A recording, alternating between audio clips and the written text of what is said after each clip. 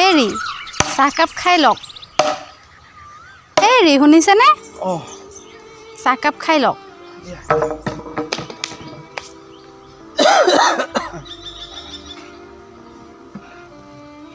কিনো ভাবত ইমান বিভোৰ হৈ আছিলে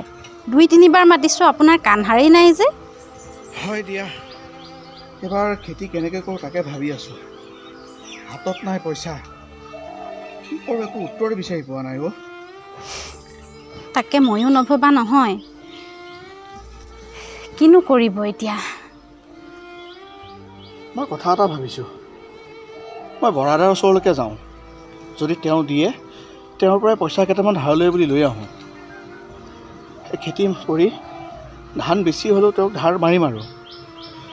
আৰু যদি বেছি অসুবিধা হয় এবাৰ দফলৰ মাটিকণ খেতি নকৰোঁ দিয়া সেইকণ মাটি খেতি নকৰিলে বছৰটো কেনেকৈ চলিম কেনেকৈ খাম এইটোও হয় বাৰু বেলেগৰটো আধা আধি আগবাঢ়িলেই আমিহে পিছ পৰি ৰৈছোঁ মাটিকণ খেতি নকৰিলে কি হ'ব বাৰু দিয়া মই বৰাদাৰ ওচৰৰ পৰাই আহোঁগৈ তুমি এইটো লোৱা তুমি ভাতৰ ব্যৱস্থা কৰা এইখনো লৈ যোৱা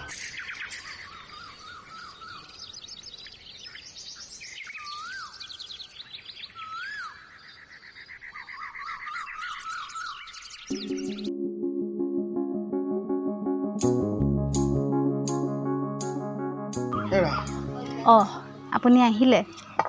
কিবা হ'লনে নাই ক'ৰ পৰা হ'ব তেওঁ একেষাৰেই নাই বুলি ক'লে ক'ৰ পৰানো দিব আমাৰ নিচিনা মানুহ ঘূৰাম ক'ৰ পৰা ভাবিছে চাগৈ ইহঁতৰতো চাকৰি বাকৰি নাই ঘূৰাই দিব ক'ৰ পৰা আজিকালি জানো কোনোবাই স্বাৰ্থ অবিহনে কিবা কাম কৰে ৰখিবা মই আৰু এটা কথা শুনি আহিলোঁ কি শুনিছে হে এই যে মই আজিৰ পৰা যে 2-3 বছৰ আগত যে কৃষকৰ ফৰ্ম যে ফিল আপ কৰিছিলোঁ কাৰোবাৰ পইচা সোমাইছে বোলে মইতো মাজতে সেই বেংকত গৈ কিবা সেই যে KYC নে কিবা যে লাগিছিলে সেয়াটো ঠিক কৰি থৈ আহিলোঁ হয় মোবাইলটোত চোৱাচোন বাৰু মেছেজ সোমাইছে নেকি কিবা চোৱা এইবোৰ মই চাবও ভালকৈ নাজানো নহয় ক'ত বা কি সোমাইছে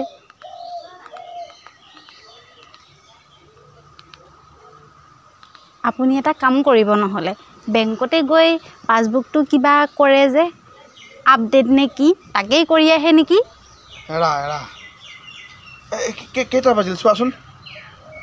9টা বাজিবই আৰু 9টা ঠিক আছে দিয়া তুমি ভাতকেইটা যোগাৰ কৰা সোনকালে মই খাই 10টামান বজাত বেংকৰ পৰা আহিমগৈ মোৰ ভাতকেইটা হ'লেই এই ভাজিকণ হ'লেই হৈ যাব আৰু ঠিক আছে দিয়া তেতিয়ালৈকে মই গাটোকে ধুই লওঁ ন ঠিক আছে দিয়া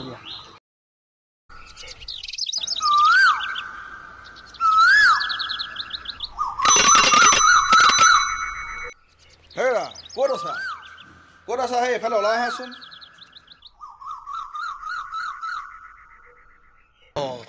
তুমি ইয়াতে আছা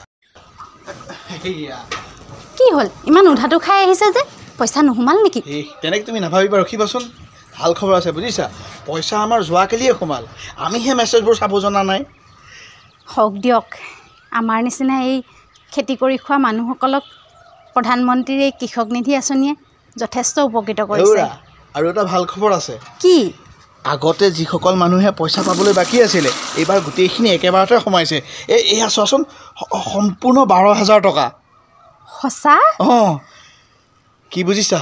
এই ভাৰত চৰকাৰখনক আমি ধন্যবাদ জনাব লাগিব যিসকলে আমাৰ দৰে খেতিয়কে খেতি কৰি